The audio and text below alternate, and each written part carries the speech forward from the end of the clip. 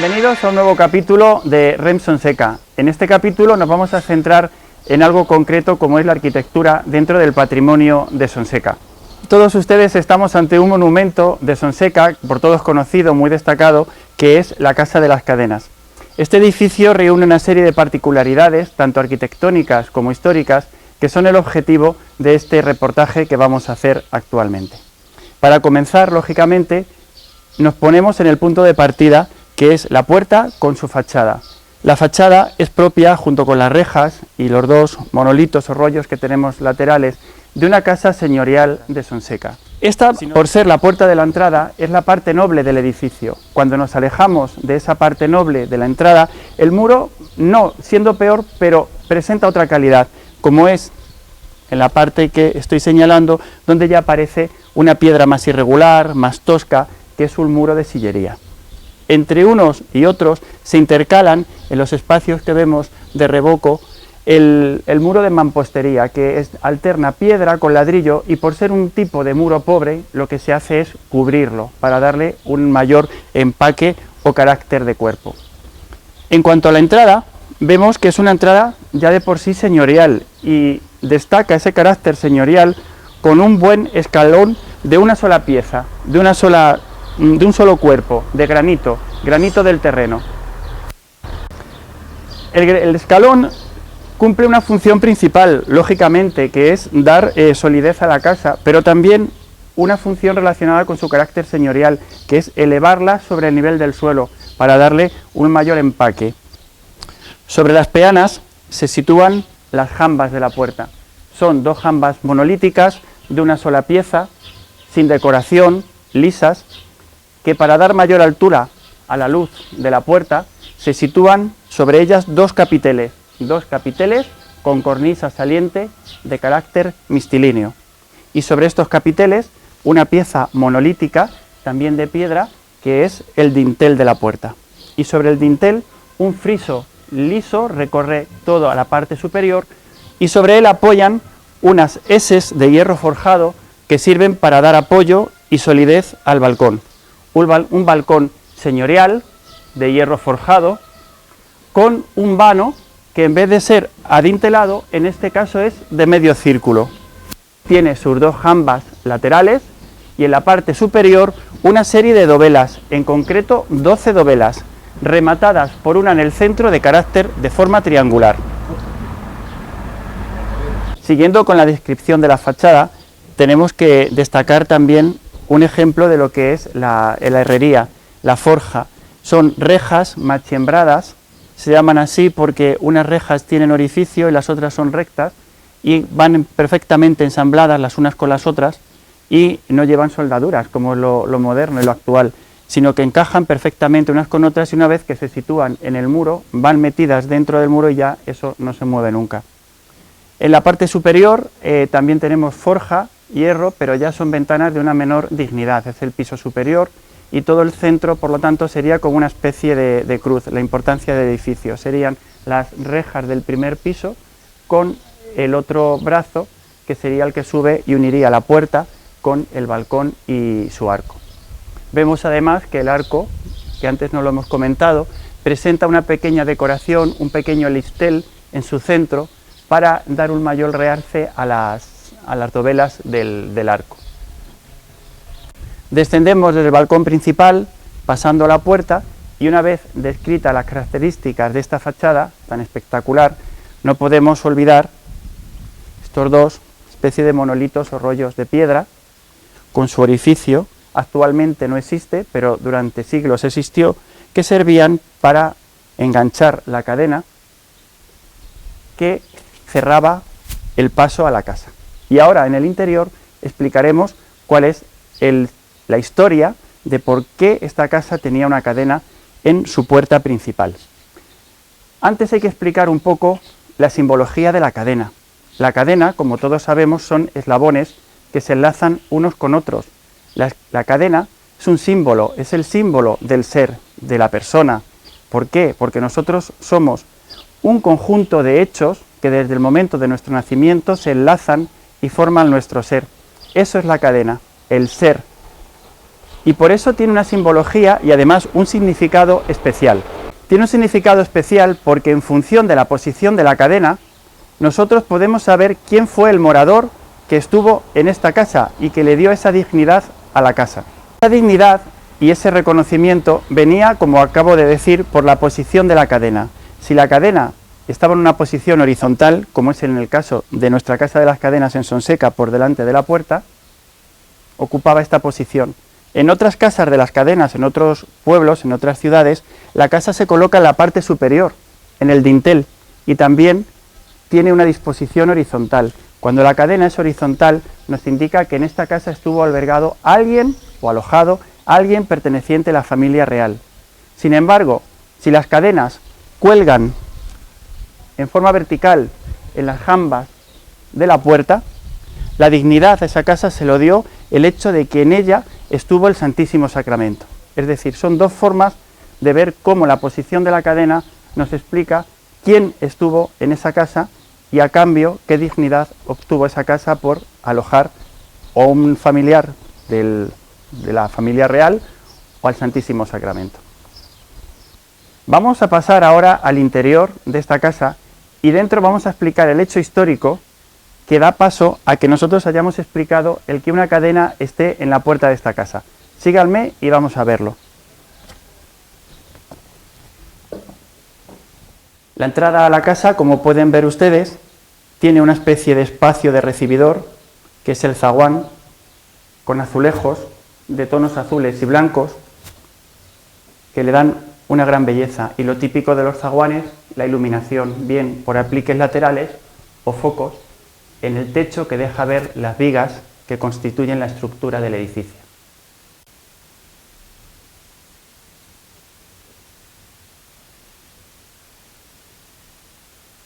Dentro del trabajo y la forja del hierro no podemos olvidar unos detalles de gran belleza en esta casa, como es esta aldaba o llamador, que es muy curioso porque es una mano de mujer y lo sabemos simplemente ya por la técnica que tiene en su elaboración. Tiene un anillo en su dedo anular y luego una especie de puñeta con una pulsera. Y también es digno de mencionar la falleba de la puerta. Tampoco se debe olvidar la belleza y el trabajo laborioso de la persona que elaboró la falleba de la puerta. Una técnica de trabajo del hierro, pues como se hacían antes las cosas, de una gran perfección, totalmente manual y lógicamente pues digno de mencionar y de tener en cuenta cuando se pasa a este zaguán.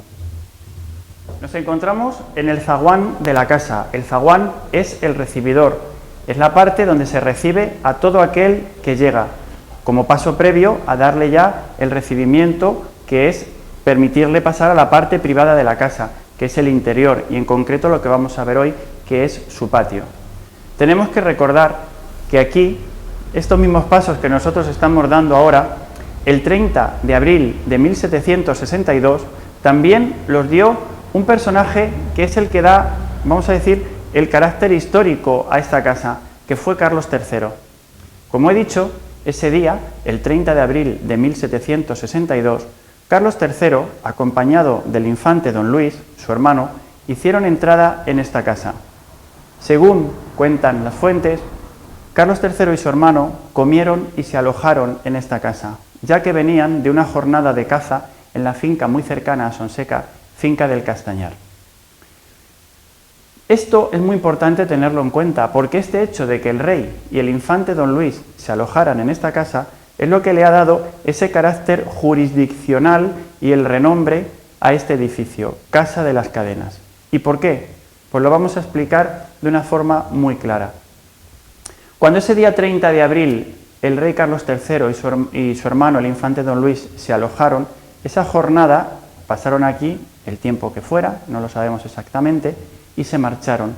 Pero por ese hecho, esta casa no recibió esa dignidad jurisdiccional de tener el prestigio de Cadenas. Los dueños de esta casa, que eran personas relevantes, de hecho, uno de los propietarios de este edificio fue alcalde de Sonseca, Francisco Martín Torredeneira, que era una de las personas acaudaladas, llevaron a cabo los dueños de esta casa en este momento del hecho histórico que estamos explicando, un proceso para recibir ese privilegio. ¿Y qué hicieron? Pues lo primero que hicieron fue escribir a la Cámara del Consejo de Castilla solicitando este privilegio. El Consejo de Castilla otorgó ese privilegio a la casa. A partir del momento en el que se recibió ese privilegio, como hemos dicho anteriormente, en esta casa se pudo establecer la cadena, que ya suponía pues una serie de derechos que esta casa tenía y que le diferenciaba del resto, una serie de derechos jurisdiccionales, una serie de privilegios.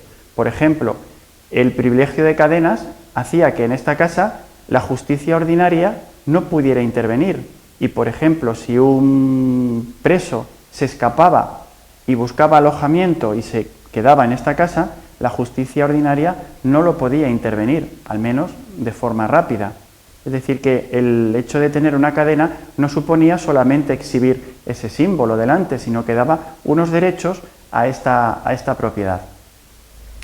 Vamos a realizar la descripción de una serie de hechos que están relacionados con estos personajes que hemos explicado para comprender el contexto histórico en el que el momento en el que Carlos III y su hermano se alojaron en esta casa, ¿qué ocurría en España?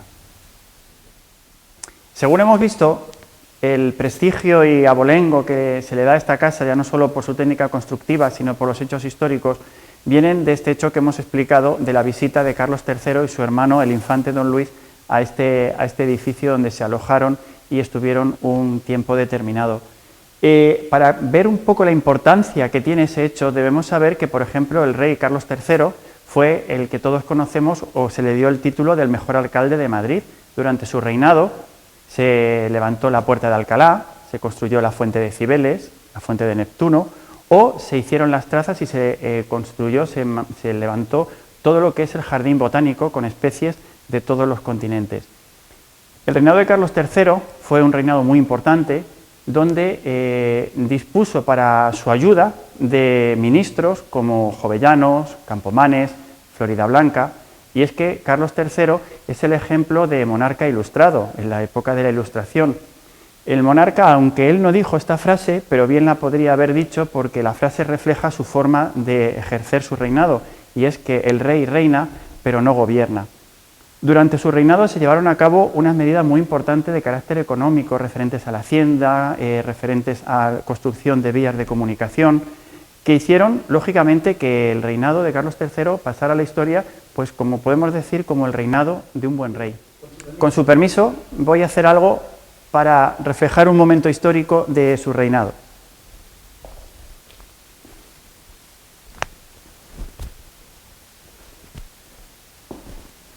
Esta es la capa española, la tradicional capa española. Durante el reinado de Carlos III hubo una crisis en la agricultura española que hizo que la gente pasara hambre. La falta de pan llevó a producir o a dar como consecuencia una gran inestabilidad e inseguridad.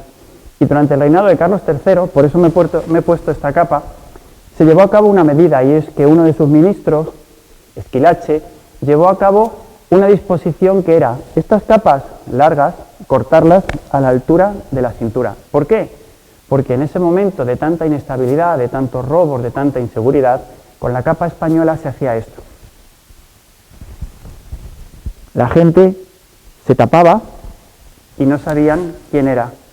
Al ser corta ya no daba el largo y la capa ya no servía para protegerse o cubrirse cuando se cometía un delito. Es el famoso motín de Esquilache. Estos hechos a los que estoy haciendo referencia ocurrieron en el año 1766, simplemente 4 años después de haber estado Carlos III y su hermano en esta casa, en la Casa de las Cadenas. Intercalando algún dato histórico con otros de tipo arquitectónico, en este caso vamos a hacer referencia a este precioso patio en el que nos encontramos ahora. Es el patio central de la Casa de las Cadenas, que está dividido en 2 cuerpos, la planta inferior con sus columnas de piedra, columnas que son auténticos ejemplares, que han conocido mucha historia de esta casa, con su basa ya muy deteriorada por el paso de los siglos, su fuste de un solo cuerpo y su capitel con las volutas jónicas, que son una especie de cuernos de cabra. De hecho, el estilo jónico está relacionado con el estilo, con la distinción. Este patio lo podemos encuadrar dentro de lo que se ha llamado el estilo toledano y responde a todos los cánones de ese prototipo de patio que todavía se conserva en algunos lugares de Sonseca y que es el típico patio que todos podemos ver en los edificios más importantes de nuestra capital, de la ciudad imperial de Toledo.